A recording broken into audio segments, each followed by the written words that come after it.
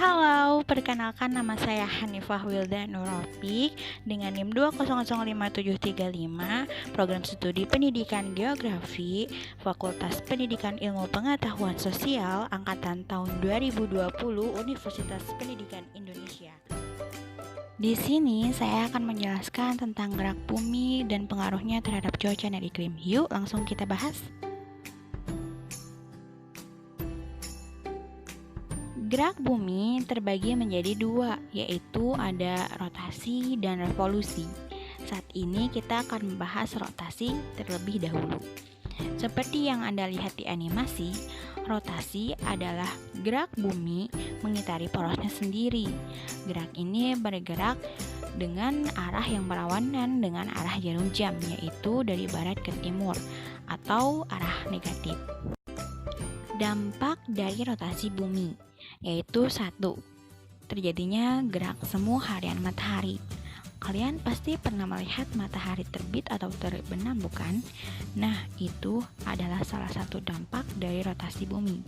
Jadi bukan mataharinya yang bergerak, tapi bumi yang berotasi. Dan kedua, terjadinya pergantian siang dan malam.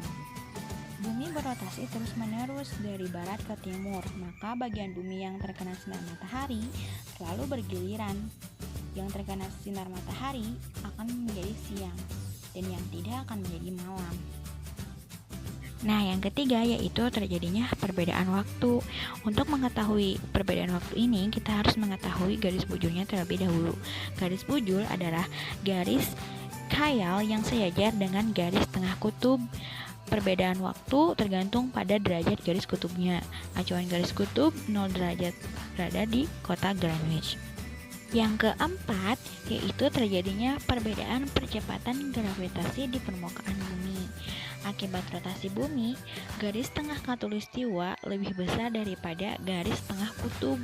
Ini menyebabkan percepatan gravitasi di permukaan bumi berbeda-beda. Nah, yang kelima yaitu terjadinya pembelokan arah angin. Pembelokan arah angin ini bukan disebabkan oleh adanya efek gaya sebenarnya, melainkan gaya semu yang timbul akibat efek dari dua gerakan, yaitu gerakan rotasi bumi dan gerakan benda relatif terhadap permukaan bumi. Dan yang terakhir adalah pembelokan arus laut. Pembelokan arus laut muncul karena angin yang bertiup di permukaan laut. Dan angin bisa berbelok arah itu salah satunya karena rotasi bumi. Nah, untuk gerak bumi selanjutnya ada revolusi. Seperti yang terlihat dalam animasi, revolusi adalah gerak bumi pada orbitnya mengelilingi matahari.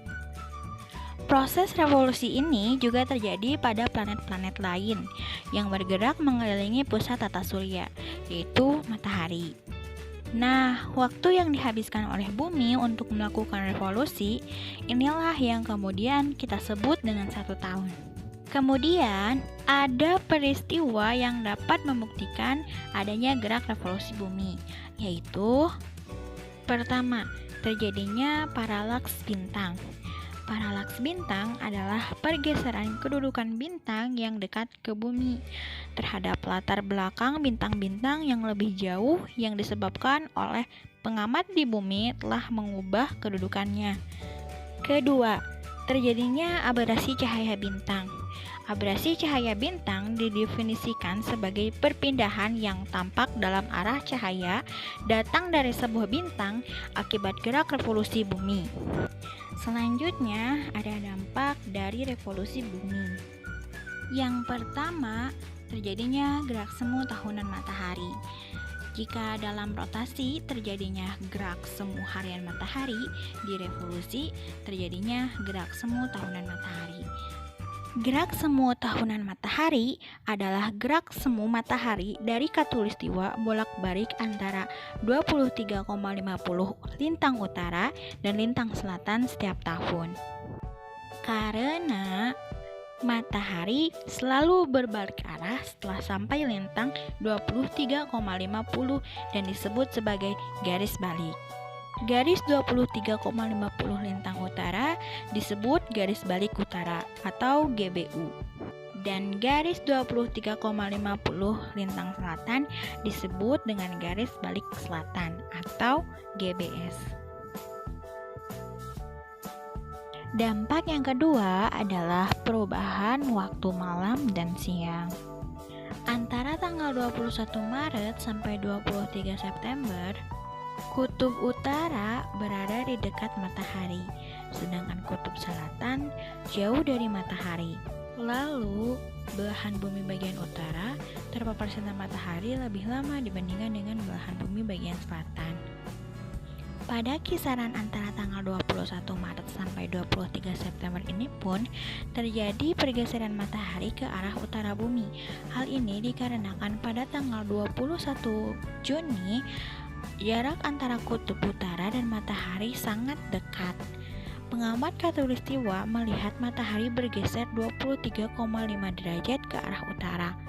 Dan yang terakhir, beberapa daerah di dekat kutub utara mengalami siang 24 jam, sementara di kutub selatan sebaliknya mengalami malam 24 jam. Lalu, antara tanggal 23 September sampai 21 Maret akan terjadi kutub selatan akan lebih dekat dengan matahari, sedangkan kutub utara akan jauh dari matahari. Belahan bumi bagian selatan pun terpapar sinar matahari lebih lama dibandingkan dengan belahan bumi bagian utara. Matahari bergeser ke arah selatan bumi.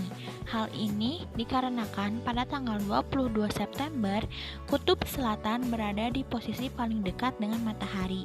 Pada tanggal tersebut, pengamat khatulistiwa melihat matahari bergeser 23,5 derajat ke arah selatan.